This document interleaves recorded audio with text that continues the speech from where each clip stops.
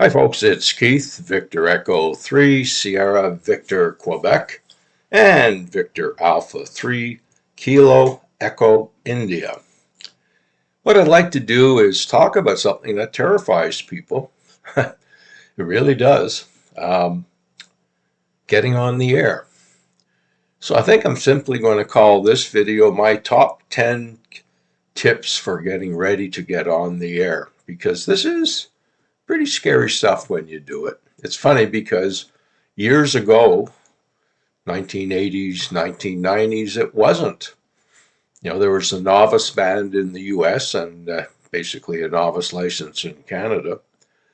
And people would get on at 5 words a minute, 10 words a minute. And really, it was scary, but nothing like it is now because there's all sorts of myths out there about how fast you have to be and so on.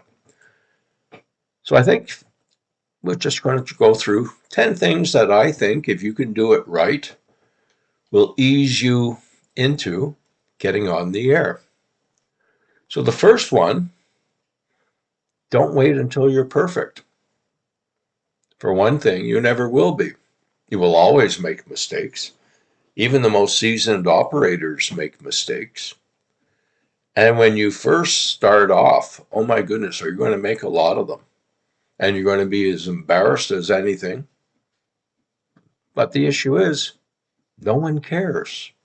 The other operator doesn't care if you know, they blew an entire sentence. They don't care if you screwed up, the salutations or the sign off. No one cares because we're all having fun. And even though you're terrified, you're probably having fun too. And the more you do this, the better you get. That's one of the beauties about being on the air. Everything picks up. Your comprehension of the code, the speed you send at, the speed you receive at, everything picks up once you take that big step and get on the air.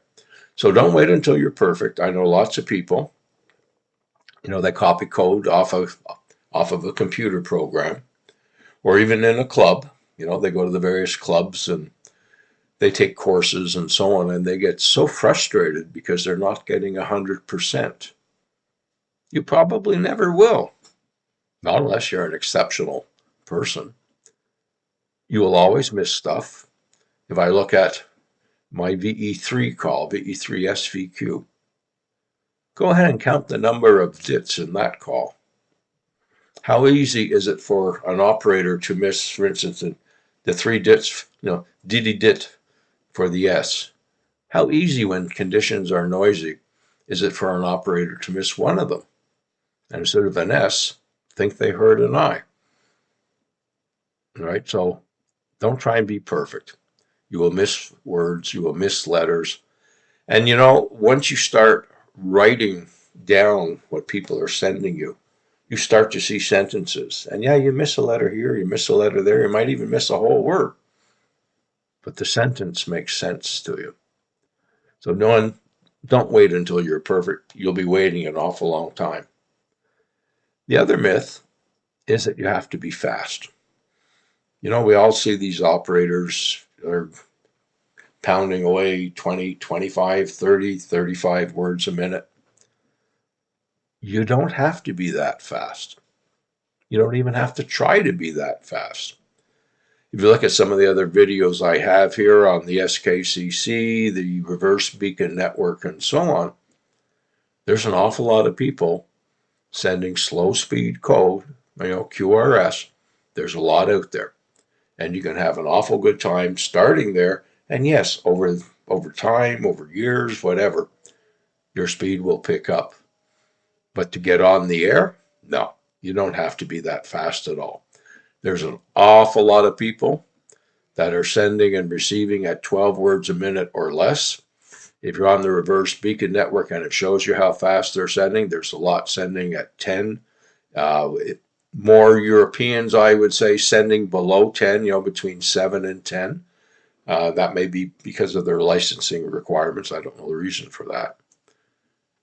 But if you can send 10 to 12 words a minute, you'll have a lot of people to talk to. So don't let that stop you from getting on the air. My other suggestion is don't, for the very first time you get on the air, don't call CQ. Now, you want to really add stress to your life, that'll do it. Because when people answer, now you're trying to pick up their call signs. Now you're trying to remember what to say to them and how you're going to respond. Sit down, answer a CQ. You hear somebody calling CQ, and you'll see what I'm talking about in a minute. Look them up. Look them up on QRZ or QRZ if you want to call it that. Look them up. What do you have? You have their name. You have where they live. The basic information you need. Nothing more than that. Because when you start talking to them, what are you going to exchange? Your names, where you live, and obviously the RST. So you're already ahead of the game because you have a pretty good idea what that guy's going to send you. So that's another one to think about. Tip number 4, there are a lot of good organizations out there, all sorts of them, teaching Morse code. Some, if not all, will actually help you to get on the air. In other words, they will prearrange a call with you so you can get over those jitters. So-and-so with such a call is going to call you on whatever frequency at whatever time. So you already know what's going to happen. That gets rid of a lot of the jitters really fast. And like with the LICW, the Long Island CW Club, they have a whole program, all right, BC3, which is get on the air. And yes, you can sit down and make your first contact on the air. So don't put so much pressure on yourself that in the end, you don't do anything. Now, where do you start? And this is another issue. It's exciting. You're ready. You're going to get on the air. You've made up your mind. You're going to do it. Where do you start? It's sort of like being in a candy shop. You've got, contests over here. You've got, K1 USN over there. You've got, who knows, SKCC. You've got POTA. You've got SOTA. Where do you start? I would say pick one. Don't try and do them all right away. Pick one of those. Learn their protocol. The protocol is just a fancy word for procedure. That's all. How do they exchange information? What is the process that they use? Learn that one. All of those websites have their protocol right on them. Write it down. Look at it. Study it. Nothing wrong with doing that. But pick one to start with. Now, I think right now the vast majority of the people that I talk to are starting with Parks on the Air. Why? Because the protocol or procedure is very simple. It's not very threatening. You already have the information you need. You know the call sign. You can look up the person's name if you want. You know the frequency they're on. And you know the state and park they're in. But it's a very, very simple procedure to call, when you're hunting. Not to go out and activate, but when you're hunting a park. It's a very easy procedure. That's what I did. I think I ended up with, 30, 40 parks before I decided I would go try something else. But it was a lot of fun. It was very motivating. And it's almost like an instant reward because you call the park, they answer, you exchange your RST information and so on. The next day you log into POTA and you look to see if the guy actually confirmed you. 9 times out of 10 they did. Some cases it might take a couple of days. There's your instant reward for hunting POTA in CW. So interesting way to start. But a lot of people did. I did. That's where I got my feet wet was that. And the first couple of times I called POTA, I got my call sign out there absolutely perfectly. They came back with it perfectly. And then I fell apart because all of a sudden it was, oh my goodness, he answered me. What do I do? What do you do? Well, you go back to what you studied. And if you're smart, you have a cheat sheet, which is one of my next recommendations as well. So know the protocol, make yourself a cheat sheet. And I'll show you some of mine in just a second. What I ended up doing was making a cheat sheet for the ones that I was going to use all the time. POTA was probably the most active at the beginning. SKCC, the K1USN, all of those have a protocol. In other words, what information you have to exchange to make it a valid contact. I wrote them all down, and you'll see in a minute, I still use them. I know the POTA protocol inside out now. Do I need to have it in front of me? No, but I do. I do it for two reasons. Number one, if you have brain freeze, and we all get that periodically where it's like, oh, what do I say next? It's right there in front of you, so you can continue. The other thing I do with it is when I get ready to go on the air, if I'm going to hunt parks today, I have it written down and I start sending it. And I might send it, send it as in practice sending, not live on air. I might send that 4 or 5 times. For one thing, gets my brain thinking CW. My brain starts thinking CW parks on the air, what's needed. And my hand and wrist and everything else is now operating the Morse Code key. And it's just practice. So when I decide, okay, now I'm going to start looking for a park, I'm already warmed up. So I'm ready to go and see what they say. So use your cheat sheets, and some of mine are here, which I'll show you in just a moment. Now, as I mentioned, if you're going to start with the parks on the air or POTA, there's a very, very simple little cheat sheet, and you'll see in a minute where I put mine, but there it is there. He's calling CQ POTA. You've got his call sign, park number, state.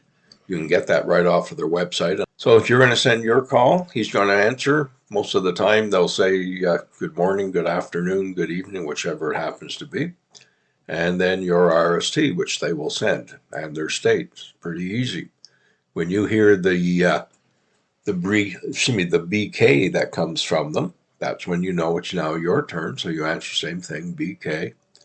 I usually say the Roger, Roger. Some people don't. And then I give their RST. And in POTA, you don't have to break down all the numbers, individually. So you can go 55N, which is 9, 55N. You can go 5NN, 5NN, and give your province or state BK. And then they are going to wrap things up at that point. Most of the time, they'll come back with a thank you, and you'll get a 73 and ... And then you do your own ... And that's it. Very, very simple. Now, I sometimes laugh about what you have here, but it does work. There's all the basic protocols that I'm going to need just stuck up on the wall. There's the top of my computer there, and right down to the numbers that I need to exchange on occasion. Now, I like big print, as you can see. There's K1USN, there's an SKCC number exchange, and so on. And by putting them there, they're actually in line with my key, which is down here. So I don't have to turn my head to look at anything. I just look straight ahead. Everything's there. And I like big print because with these eyes of mine, it's hard to see some of the ones that the clubs hand out, which are on very fine print, very small print. I like big print so I can see it. One more example of simple things you can do to make getting on the air a little bit easier. Now, when we talk Morse code or CW protocols or procedures, a lot of you do a lot of searching on YouTube and certainly under CW. So these are some that you might want to check out because you can actually hear how it sounds. In some cases, they break it down for you line by line so you get an idea. So the Long Island CW Club has a lot of videos. If those of you who haven't heard of them or don't know about them, it's a good place to go on YouTube and just look at the videos. There will be a lot of them there. Some of them showing the classes and how they run them. But in the end, you will figure this out because there are ones on the protocol. Jim W6JIM has an excellent series, including one specifically on the protocol, but he's got a good series in there. Evan K2EJT has a good explanation as well as to how the protocol works. And another one that I found very useful was Dave Kassler, KE0OG. He had a very, very good line-by-line explanation in one of his YouTube videos as well. Tip number 8, listen far more than you send. Listen a lot. Listen to how other people are doing it. If you've isolated one person, not necessarily a part, someone who's calling CQ and you're hearing people respond, can you copy that at that speed? That's the first start. What are they sending? What information are they exchanging? Again, you can look these people up on QRZ, right? You can look them up. You've already got that basic information that they're exchanging. So listen a lot. If it's a very fast operator, are you going to attempt to talk to them? Does that operator, when they hear a slower person calling, does that operator slow down to their speed? Some of them don't. I would say the vast majority will. So if they're sending let's say for sake of argument, 20 words a minute, and they get your call sign and they respond to you, and they do the RST and so on. Are they doing it at 20 words a minute, or are they doing it at your 12 or 10 or whatever words a minute it is that you're sending? A lot of good operators will slow down for you. A lot of park activators will slow down for you. So listen and see who does. If they don't slow down for anyone and you can't understand 90% of what they're sending, just move on. The fact that you're not going to talk to that one, it's no big deal. There's someone else you can talk to. Now, when I look at where to start, in other words, where can you start where people will be very helpful? POTA, certainly. A lot of the operators have been there. And POTA, like I said, it's a very simple exchange. K1USN, their website where they have their 2 nights where they exchange and people have to go slow if it's a slower operator. Their exchange is very simple, just basically your name and location. So it's really easy. So they're very good and they're very, very helpful. The SKCC, and I've mentioned them there. I did a couple of videos which mentioned them. There's another video on them. They were my biggest help because I could go in there to their scheduling page and simply say, I'm QRS. I'd like to make my first contact. You'll have plenty of people offer to call you and let you go through, make all the mistakes you want. They don't care. They've been there too. So they were really, in the end, for me, the most helpful. And even to this day, I still go in sometimes and I'll just say, QRS looking to talk to someone. There's always somebody who responds. And it's a great way to get over the jitters. It's a great way to start, learning protocols, learning how to send back and forth. And you can contact each other by private message. And I know the first couple of times I did, my goodness, I had brain freeze like you wouldn't believe. And I just went in under the PM and I said, geez, thanks very much for that contact. I know I blew a lot of it. And every time someone came back and said, your sending's really good. We were able to pick it all up. Don't worry about the rest. We've all been there. We've all made mistakes. And I guess my number 10 would be admit you're going to make mistakes. Admit when you first start out, you're going to have brain freeze. You're just, there's just going to be sometimes you are going back and forth with someone and you're just going to make an awful mess of it. And again, it's part of the process, part of learning, part of getting used to Morse code, to working it, to sending it, to receiving it. Don't worry about it. There's always someone else waiting to talk to you. Always someone else you can contact. So yes, getting on the first few times is a scary business, but boy, is it ever a lot of fun. Keith, Victor Echo 3, Sierra Victor Quebec, and VA3 Kilo Echo India. 73. Have a fantastic day.